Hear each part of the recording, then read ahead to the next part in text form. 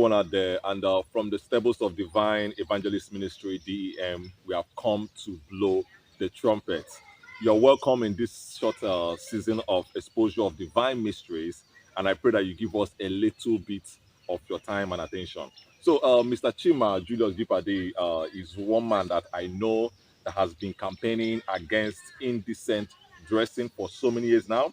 But beyond that, he has a whole lot of mysteries that follows him, and his life and prosperity, his life and suffering, and how he met Jesus Christ in a foreign land, and also, his journey with Christ for almost 30 years now, Yeah, and 30 years. yeah, 30 years now, and how he lost all his fortunes abroad and came back to Nigeria only with the Holy Bible and many more.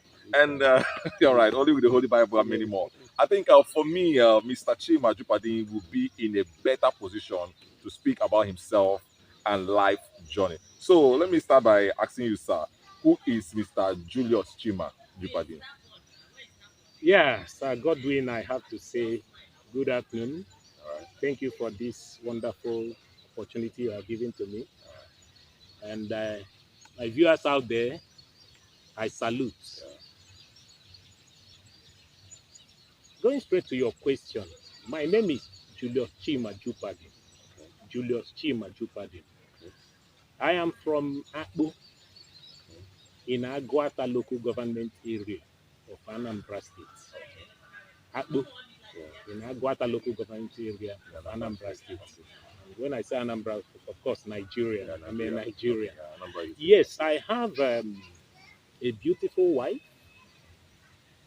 and 3 wonderful kids. Wow. What again would you want to hear? All Maybe in the course of the interview, Okay, you will get more of me. All right, all Yeah. right, sir. All right. Thank you. All right, so no problem. Yeah, you often tell a story of how you received Jesus Christ as your Lord and personal Savior. Yeah, that But you was in also- 1993. Okay, sir. But you also, tell people, even as a believer, you still went ahead to take a spiritual bait in the River Niger. In the River Niger, I took Wow. spiritual birth. Okay, sir. And also how your head was being washed with coconut water mixed with Coconut water and raw egg. raw egg. Yeah. Okay, sir. And also you talk about how you ate yam porridge at a famous Otunzu. Otunzu Shrine Okay. in Aguleri. In Yes. Aguleri. Even as a born again child of God. Wow, even as a born again. Okay. And also many more things. So, but before Yeah. we come to all this, I think we want to know what informed this your relentless shout and fight against indecent dressing. So before we come to these mysteries, let's just know, what informed this your recent and relentless fight against indecent dressing. So I would like to know more about this. Yeah. The mysteries are there. Okay. Taking birth in the River Niger, Okay. dropping something at the Four Corner Junction, Wow. and many more. Okay. Even as a born again, Wow. that is the most funny. Okay. I But can even say as- born again. Yes, even as a born. But let us, like you say, let's just keep those ones aside. Yeah. I will still come to that. Let us handle the issue of indecent dressing, which you say I'm shouting, and Yeah. if I can shout them more, I will shout. Okay. Yeah, Okay. the issue of indecent dressing. Okay. My journey in life started, this particular phase of my life actually started in 1993. Okay. I left the shores of the country in search of greener pastures, as Yeah, a young man, normal yeah. young Nigerian. Yeah. So I left the country in search of greener pastures. I really wanted to make money. That was at the back of my mind. Okay. Initially, at first instance, I saw myself in Hong Kong. I Okay. spent about 4 months in Hong Kong. Yeah. I stayed a little bit in China, Okay. visited Guangzhou and other places, Yeah. even Beijing. Okay. But finally, I settled down in Taiwan, Taiwan ROC. That was where I started working. Okay.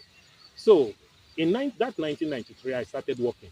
But something happened in the month of August 1993 that transformed my life. I had this mystery. Call it a dream. Call it nightmare. I can't just, it's a long story.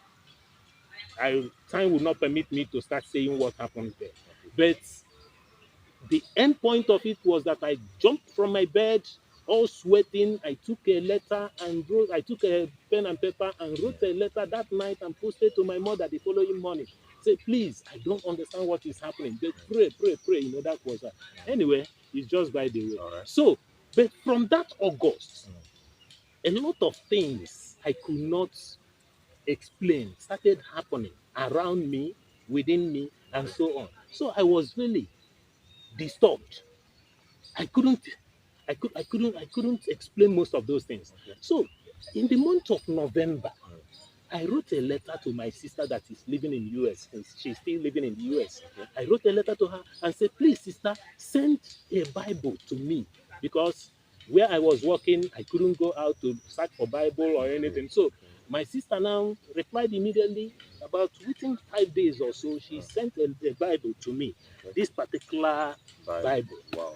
Overseas I'm still, then. yes, Wow. yes. So she sent the Bible to me and I started reading. At least I wanted to understand if I could relate all these things to what the Bible said. But then it was in December, precisely on the 27th of December, 1993, that I knelt down inside my room. Nobody talked to me. But because of what I have been passing through, the voices I'm hearing, I knelt down inside my room, lifted up my two hands, and said, Father, I surrender to you in the name of our Lord Jesus Christ. Right. Okay. So that was the day I gave my life to Christ. Wow. So this is a real mystery. This is a mystery. Yeah, inside my room. Okay, that happened like, okay, you went there and like, it's not that you don't know Jesus Christ, but you were not really committed. Listen. Okay. As a normal Nigeria, I was in Anglican, I was in Roman Catholic, I visited, yes, I was an Anglican. I was confirmed, I took my baptism I was in Roman Catholic, I took baptism in 1994 in Roman Catholic, I took my first Holy Communion in Catholic, and all. But you know this normal religious Christian. It was until I gave my life to Christ that I now came to understand that there is a difference between being a Christian and being a Christian or a church goer. All right. So that's minus the normal Bible knowledge in secondary school, DK and whatever. It was when I started reading the Bible out of my own volition that I now came to understand the mystery of the scriptures. So as you said, you surrendered as you now gave your life to Yeah. Christ. I surrendered. I gave my life to Christ, and then unto Christ, I commit my spirit, soul, and body. And then events started happening.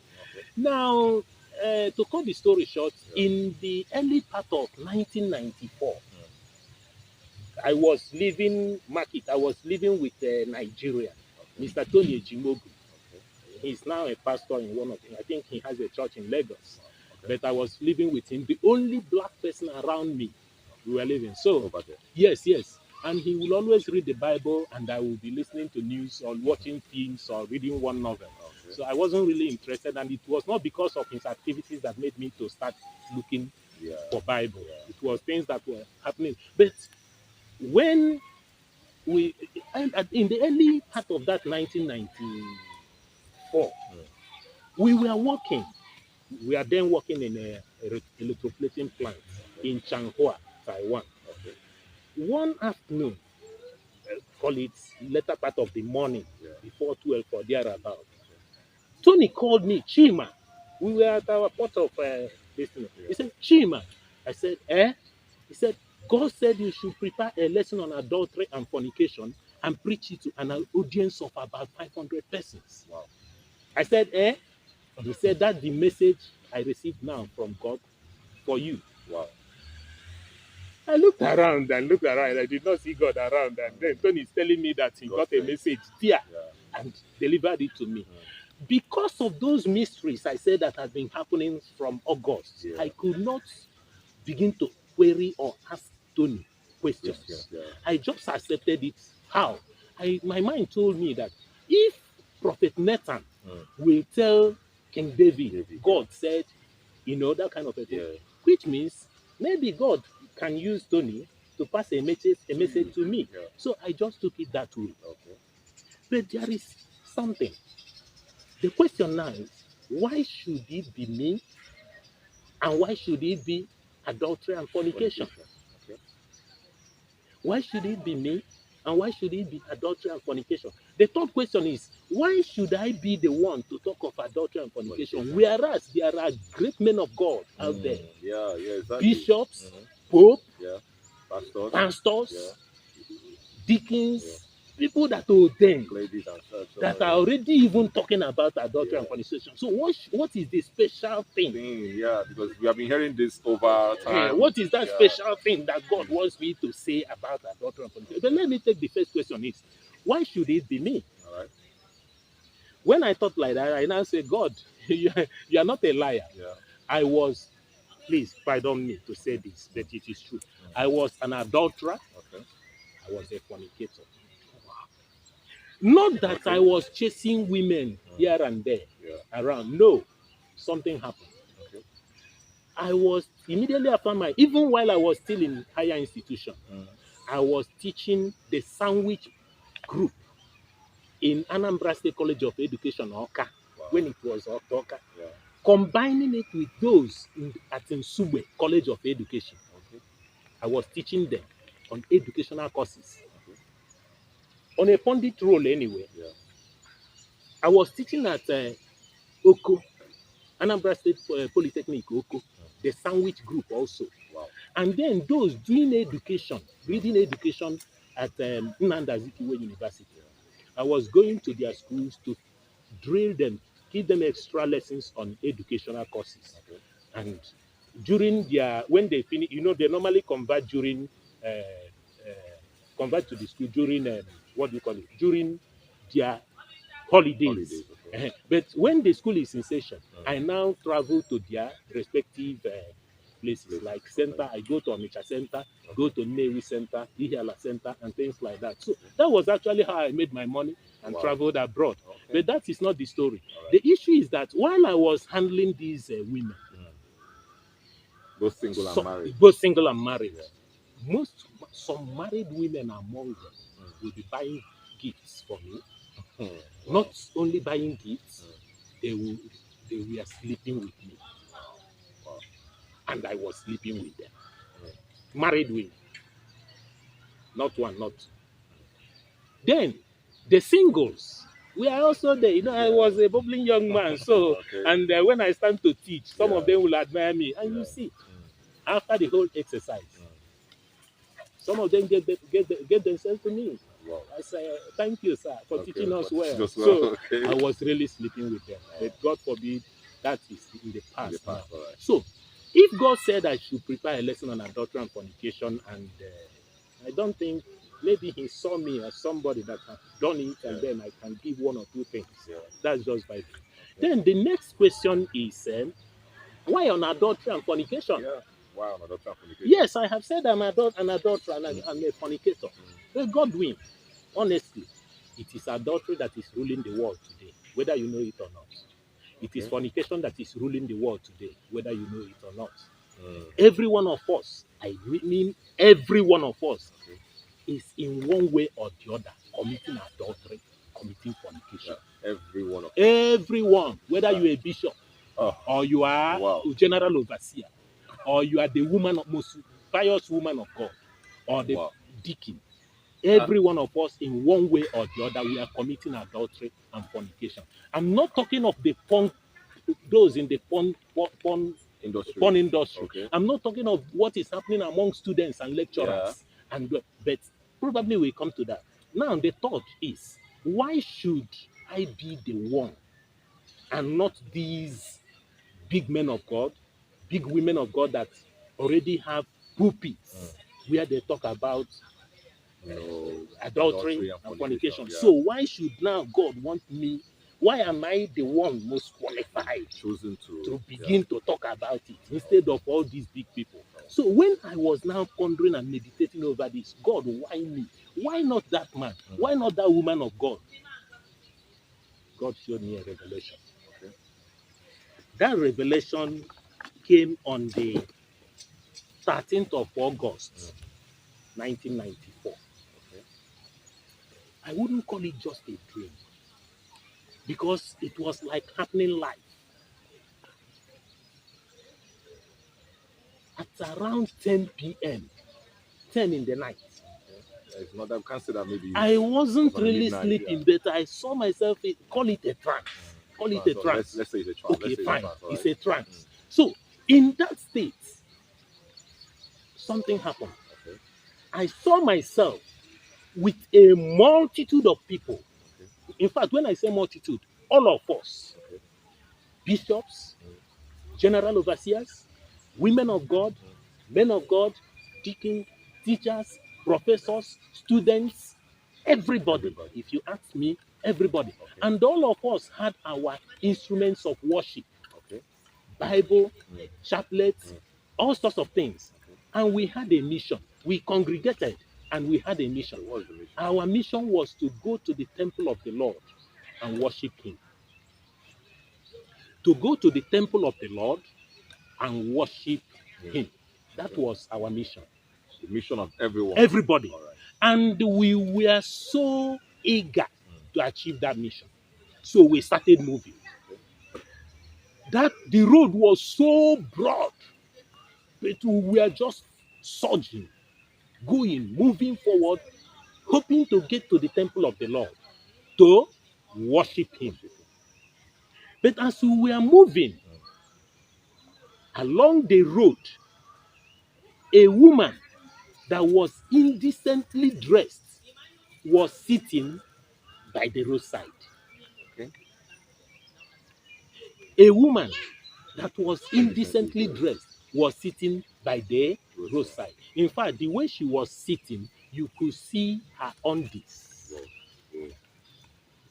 It was happening in that revelation. And you know what happened? The very moment we got, all of us, the very moment we got to that point where the woman was sitting, all of us, you know, during when we were in primary school or secondary school, we go for match pass, they will say eyes right. Eyes right. Yeah. In this case, it wasn't eyes right. It was like eyes left. Wow. Okay. Because the woman was sitting by the left side of the road. Okay. So immediately we got there, all of us, just Everybody. everybody. Thank you. The word is everybody. Everybody turned and started looking at the woman. As we were looking at the woman, I mean, all of us, nobody now looked forward again. To focus on where we are going. No, we forgot that. All of us, we are now looking at this indecently dressed woman. Something, a lot of drama happened. Okay. I think we would like to know because it's getting more interesting here. Some of us moved closer to her. Yeah. Some of us started having a romance, having romance with her, romancing her. Okay. Are you getting? Yeah. And Godwin, sorry, pardon me. I was among the people that was romancing her. Okay. Anyway, God forgive me. Right. So I was among the people. But then, like I said, some people did not romance, but they got closer. Okay. Some people did not even leave the spot where they stopped. All of us stopped. Yeah. They did not leave the spot. Okay. But they did not go forward. Everybody was now looking at the woman. Okay. Everybody. Okay, some didn't go closer, but some their journey was paused at that moment. Yes, some did not go closer. Okay. But everybody was looking at the woman. Every attention was on the woman. And do you know what? We were admiring. They were also admiring her. They were admiring her. Okay. But while I was among the people having that romance, at a point, it dawned on me that we had a mission to go to the temple and worship the Lord. So immediately, I pulled myself out from the woman and looked forward. The very moment I looked forward, I saw the magnificent temple, just call it a stone throw. Almost close. Close. A magnificent, mark my word, magnificent temple. If you see the serenity of the environment, oh no, man. I was like, why wouldn't I enter it? Yeah. There were the garden, then there were men on white apparel. They were in white apparel, who tending to garden, doing pleasurable things. I longed to join them. So, in that state of mind, I just took a step. Immediately, I lifted my right leg to take that step. Events changed. Okay. You know, it wasn't a dream. Yeah. So anything can happen. Anything is possible. The next thing I saw immediately was a ladder. A narrow ladder. Remember? Broad road. Yeah. But this time a narrow ladder. That ladder was stretching from the earth into the heavens. The ladder was stretching from the earth into the heavens. I was now looking at the ladder, asking myself, what is this ladder doing here? Okay. What is it for? At a point, I remember the ladder Jacob saw in his dream at Bethel, that straight from the earth into the sky, heaven. But the difference was that in the Jacob's ladder, angels were ascending and descending. But in the ladder I was seeing, the ladder before me, nobody was, not even an ant was going up or coming down. So while I was now like, what is happening? Nobody going up, nobody coming down. Why is this ladder here? Then, as I was pondering, I saw a face of a man at the uppermost rung of the ladder. The man looked down, just a portrait from here. The man looked down. His intention was to see if anybody was coming up, probably going down, and nobody. The man was in anguish. You could read it all over his face. He shook his head and withdrew in anger, in disappointment. As he was withdrawing, I heard a voice. That voice came clearly. He said, Psalm 53. Psalm 53. Psalm 53. Immediately, I jumped up and picked my Bible, this particular Bible. Let me read Psalm 53 for you to understand better. He says, the fool has said in his heart, there is no God. Corrupt are they and have done abominable iniquity. There is none that doeth good. When I read this verse 1, I said, God, you know me very well. I am a fool. Do you know why? In 1988, I completed a manuscript. I captioned that manuscript, just the fact, the dialogue of the age. The cross or the main topic in that I wrote was, there is no God. Wow. Wow. And you know why? You know, with my little philosophy of education and at Anambra State College of Education and then University of Nigeria and Soka, that little philosophy we just studied. I wrote a book. I said, there is no God. Whoa. If there is God, let him come and prove. Let him prove to me. Whoa. So, looking at that, I said, I am a fool. Then look at the most interesting part. Verse 2. He said, God looked down from heaven upon the children of men to see if there were any that did understand, that did seek God. God looked down from heaven. Now remember the ladder. The man that looked down from the uppermost rung of the ladder. So the very moment I looked, God looked down from heaven. I said, no. What I saw was the face of a man. I told myself, what I saw was the face of a man and not a God, as the Bible said. So immediately I said that, I was immediately referred to Genesis. And in Genesis, I was meant to understand that God created man in his own image and likeness. I showed that and said, so I have seen the face of God. But thank God, they said anyone that sees the face of God will die. I think it is those that see, if you see him in the physical.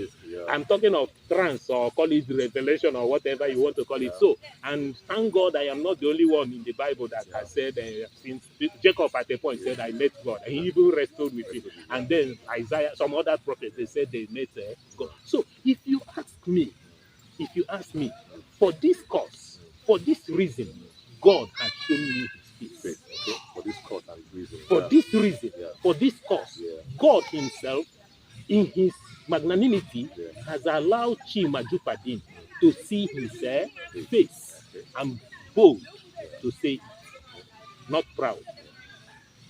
Now look at verse 3. He said, every one of them is gone back. They are all together become filthy.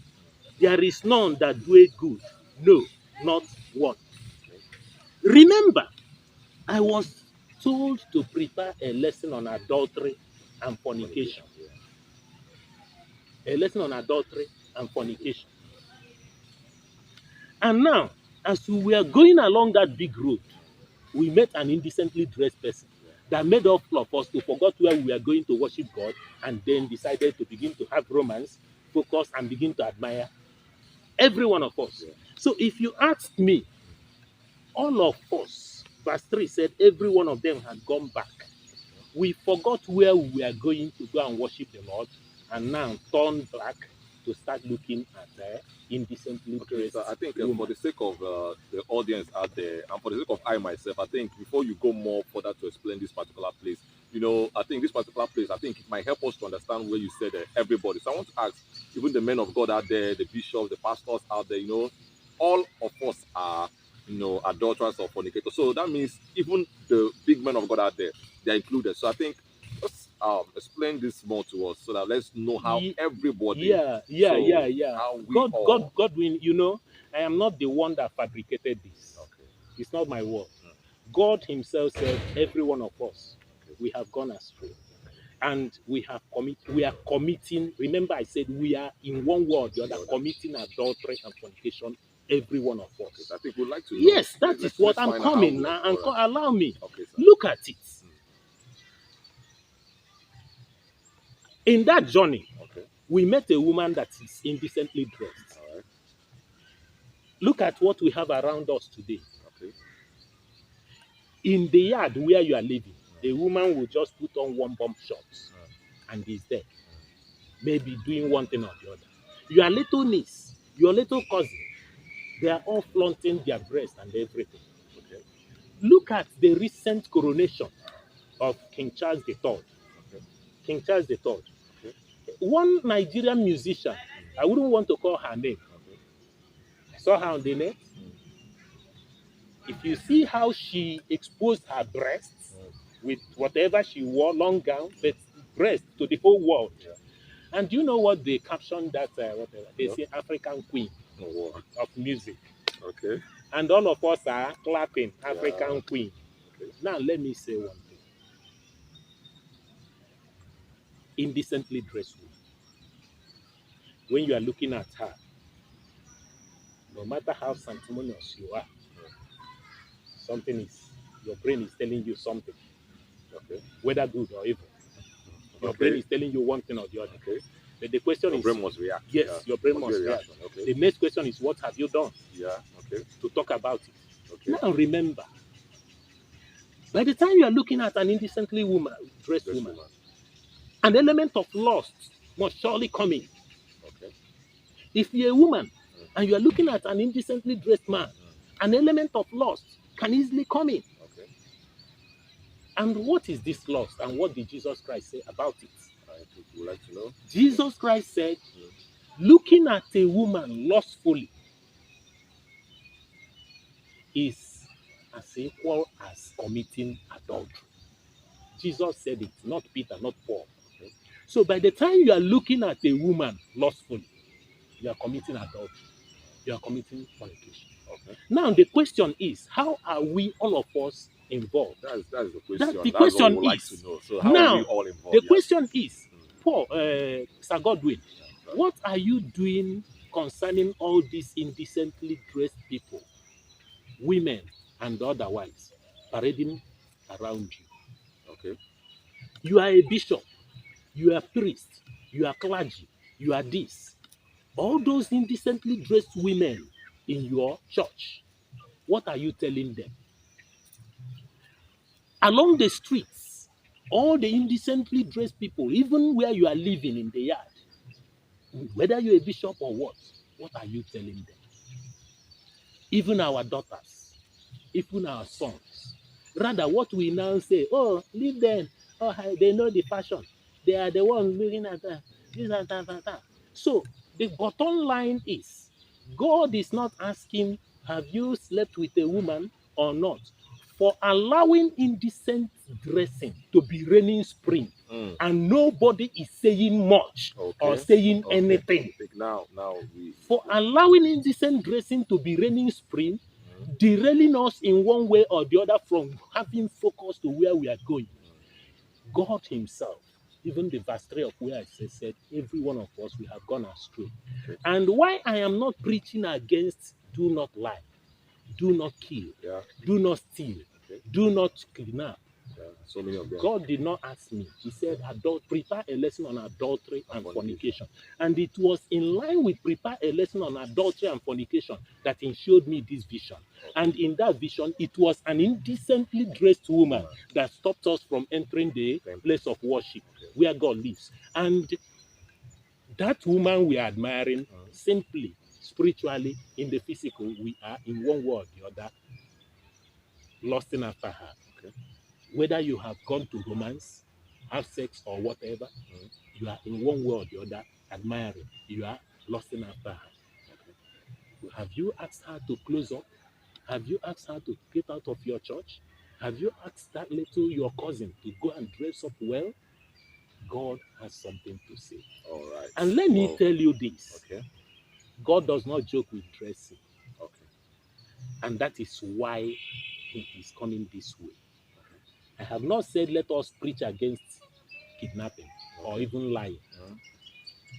Do you know that clothing yourself well was the first sacrifice God made for man after creation? Yes, according to the Bible. Yes, that was the first sacrifice God made. And do you know that the clothing you are wearing was covenanted in blood? God slaughtered and killed and allowed blood to pour for the first time for man to be clothed. And it is this clothing that God sacrificed, even the blood, that you and I today think it's not. Remember, Adam and Eve could not come before God. They hid themselves because they were naked. But we are now proud, naked, to come to the face of God. Who does not want to see our nakedness? Which made him to do what? To find a way of even destroying nature to clothe man. Wow. So, he doesn't take it easy. Maybe we will still come to the issue of do not kidnap, do not lie, do not covet. But God, in his infinite mercy, has shown us where we have to start. Remember, since it is the beginning, the first sacrifice he made, if we can look at it and now begin to clothe ourselves, other things will happen. Maybe you have other questions, but let me tell you this. Now, could you ask yourself this? If we had marched into that temple, magnificent temple, without being derailed by the lust, by that indecently woman, we entered the temple of the Lord. What do you understand by the temple of the Lord? The house of the Lord. Who is the Lord we are talking about? Our Father, the God himself. Remember, this God we are talking about is Jehovah Nissi, the one that protects. Assuming we, his children, gladly entered his temple, where he lives, his abode, our house with our Father, and we are with our Father. Do you think we'll be talking of kidnappers are disturbing us? I don't think Or so. if we are going, if we want to organize a little event, we mobilize all the security men to come and guard us with K-34. When God, the Jehovah Nissi himself, the one that protects, is there, is our Father, and we are with him. Now, if we had entered the temple, our Lord's house, and we are with him, remember he is Jehovah Jireh, the one that provides. Our provider. If we had been there without being derailed by indecently dressed woman, a prostitute, all you see today is prostitution, and we are not derailed, do you think that we will be saying we don't have money to eat curry, or we cannot eat, we have not seen something to eat? Do you know that some people don't eat even a square meal? Is there anything like square meal? Some people don't eat. Whereas you claim that your father is the owner of the 10,000 cattle on a, how do you say it? Cattle on a thousand hill. That is your father, but you cannot even see common Gary to smoke, to drink. There is an error. So if we had entered that temple, Do you think we will be lacking what to eat? I don't think we like it. Remember, the Father we are talking about, who is in that temple, is Jehovah Rapha, the one that heals. If we had entered that temple without this woman that derailing us, do you think we will be talking of cancer? Do you think we will be talking of appendicitis? Do you think we'll be talking of diabetes and all this nyama nyama nonsense when we are with the healer himself and he is our father? Tell me that lovely father that will want to see his children suffering. No. It is not my God. His own one thing with God is that he is a covenant God. Yeah. Once he gives you his law, he does. Once he stands by it, he cannot change. He cannot even derail. It is you and I that I normally tell people. I was discussing with one man of God. My daddy, one of my daddies in the Lord. I told him, we were looking at Nigerian situation and this election thing, going to tribunal or whatever. My daddy said, why is it that we have all these prayers that have been going on, this and that, and this and that? It is not that the ear of the Lord is blocked, that he cannot hear our cry. And it is not that his hand is short, that he cannot extend his hand of help to us. It is our iniquities. Something is wrong somewhere. And until we get that thing that is wrong and correct it, begin to correct it, he will not look at us. The cat is left for it. In fact, it's on our court. It's in our court, rather. Sorry. Are you getting my point? So, ask me, what are we going to do? That's the next question I wanted. I see I wanted to ask Listen, you. sir. Because that's what I was. Listen, sir. All we need to do now is to ask ourselves, how do we kick out this indecently dressed woman? How do we, all of us, I don't know if all of us will be possible, but remember, in the lesson God said I should prepare, he said, prepare a lesson on adultery and fornication and preach it to an audience of about 500 persons. I don't know what that 500 persons means. So whether if 500 persons hear this, things will begin to happen, or when they hear it, many people will hear it and then 500 people get committed, then things will be happening. But I know it may not be all of us, but if a handful of us will come together with one accord and say enough is enough and begin to fight against indecent dressing, to kick away this spiritual indecently dressed woman, which is represented by all that we see. My brother, let us do a little thing and see God. God has done a lot for me, and I know what he can do. He's only waiting for us to shout collectively. Whether you're a bishop, what are you doing with those in your church? I have not said you will begin to fight them, but begin to talk about it. Now, if you can give me, you are already signaling for time, but if you can give me occasion in another episode, for instance, I will tell you the covenant of dressing. And probably go ahead to tell you 1 or 2, 3 steps I have taken that people can emulate or even come with better ideas. But the most important thing is, can we now raise our voice and begin to blow this trumpet and shout and talk about indecent dressing and see what God will do? That is where we are coming. The challenge is most of our pastors, most of our men of God, they can only say, adultery is not, don't come in here, fight indecent dressing. Are we really doing it? Where is the muzzle? And they are still there. And they are still there. We have to bring out the muzzle now and talk about it. All right. Wow. This is really getting interesting. Actually, I think there is a lot of mysteries about this topic. And this first episode of this interview with Mr. Chima Jupadi was somehow very, very magnificent. And there's so many mysteries. And I believe some of you out there will be like, to ask some questions, concerning this episode. And I think the only thing you can do is just to drop your questions and or every other thing on the comment section. And I think we'll go through it and find a way to respond to you all. So I think Mr. Chima Jupadi, thank you very much for coming for this wonderful interview. And thank you for your time, because I think I've really learned a lot. And I believe the viewers out there have really heard a lot. So please, if you really want to maybe like react to this session of this interview, just react on the comment section. And I think you will be attended to. And also, please try and share this video to as much as possible so that it can get to so many people, because I believe people need to really hear Mr. Chimajupade talk about this mysteries, because there's so many much to talk about. So I think all you just have to do is to stick with us.